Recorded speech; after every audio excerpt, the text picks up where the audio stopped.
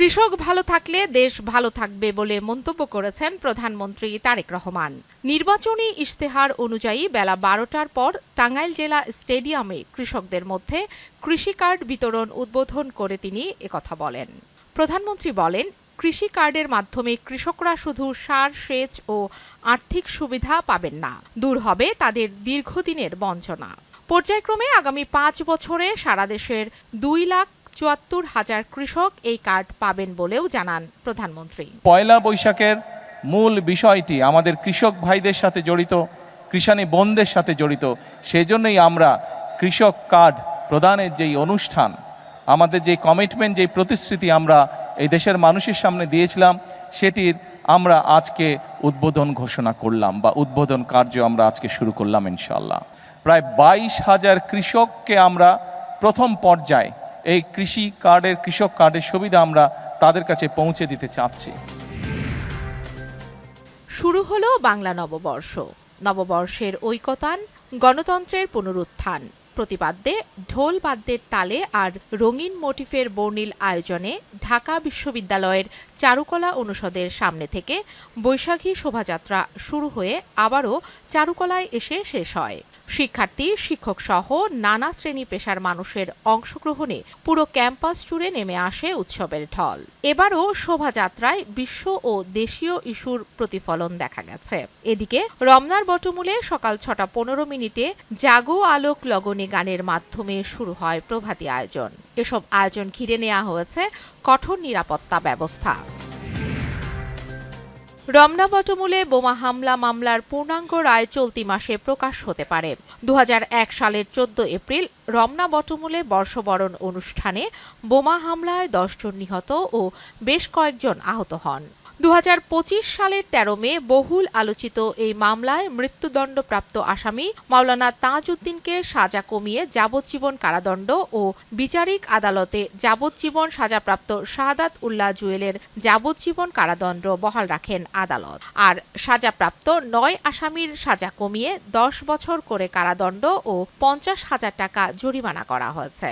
তবে পূর্ণাঙ্গ রায় প্রকাশ না হওয়ায় এখনও আপিল করা হয়নি বলে জানিয়েছেন রাষ্ট্রপক্ষ ও আসামিপক্ষের আইনজীবীরা। এদিকে ২৫ বছরেও বিচার শেষ না হওয়ায় ক্ষোভ জানিয়েছেন ওই ঘটনায় নিহতদের স্বজনরা।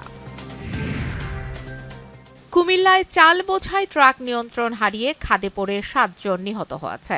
আহত হয়েছেন অন্তত ৬ জন। ভোররাতে ঢাকা-চট্টগ্রাম মহাসড়কে এ দুর্ঘটনা ঘটে। হাইওয়ে থানার ওসি জানান, নিয়ন্ত্রণ হারিয়ে ট্রাকটি রাস্তার নিচে পড়ে যায়। এ সময় ট্রাকের উপরে থাকা ১৩ জন চাপা পড়ে। ঘটনাস্থলেই ৭ জন নিহত এবং আহত হন ৬ জন। খবর পেয়ে মরদেহ উদ্ধার করে পুলিশ। আহতদের স্থানীয় উপজেলা স্বাস্থ্য কমপ্লেক্সে পাঠানো হয়। রাজধানীর যাত্রাবাড়ি কাজলায় টাকা লেনদেনকে কেন্দ্র করে দিয়া আক্তার নামে এক কলেজ শিক্ষার্থীকে কুপিয়ে হত্যার ঘটনা ঘটেছে। এই ঘটনায় ৩ জন আহত হয়েছেন। আহতরা হলেন দিয়ার মা মৌসুমী আক্তার, ভাই মোয়াজ ও বোন জয়া আক্তার। ভোর ৪টার দিকে রাজধানীর যাত্রাবাড়ির কাজলা ভাঙা প্রেস এলাকায় একটি বাসায় ঘটনাটি ঘটে। যাত্রাবাড়ি থানার অফিসার ইনচার্জ মোহাম্মদ রাজু জানান, এই ঘটনায় ৩ জন হাসপাতালে ভর্তি আছেন। তাদের মধ্যে নিহতের মা মৌসুমীর বাম হাতের কবজি বিচ্ছিন্ন হয়ে গেছে। তিনি সহ তার ছোট মেয়ে জয়ার অবস্থা আশঙ্কাজনক। ঘাতক মুসা মিয়াও আহত হয়েছেন। তাকে আটক করা হয়েছে। প্রাথমিকভাবে জানা গেছে টাকা পয়সা লেনদেনকে কেন্দ্র করে ঘটনাটি ঘটেছে।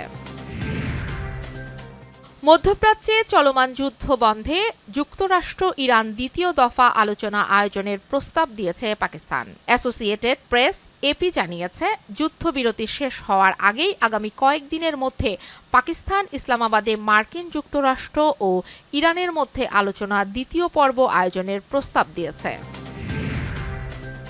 যুক্তরাষ্ট্রের জ্বালানি বিষয়ক সেক্রেটারি ক্রিস রাইট জানিয়েছেন, হরমুজ প্রণালীতে চলমান সংকটের কারণে বিশ্ববাজারে তেলের দাম আগামী কয়েক সপ্তাহের মধ্যে সর্বোচ্চ পর্যায়ে পৌঁছাতে পারে।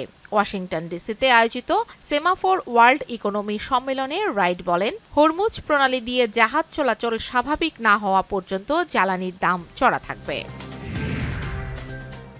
3 ম্যাচ ওয়ানডে ও টি-20 সিরিজ খেলতে বাংলাদেশে এসে পৌঁছেছে নিউজিল্যান্ডের জাতীয় ক্রিকেট দল। ২৬ জনের বহর নিয়ে গতরাতে রাজধানীর হযরত শাহজালাল আন্তর্জাতিক বিমানবন্দরে পা রাখেন কিউই ক্রিকেটাররা। আগামী ১৭ এপ্রিল মিরপুর শেরেবাংলা জাতীয় ক্রিকেট স্টেডিয়ামে সকাল ১১টায় অনুষ্ঠিত হবে সিরিজের প্রথম ওয়ানডে।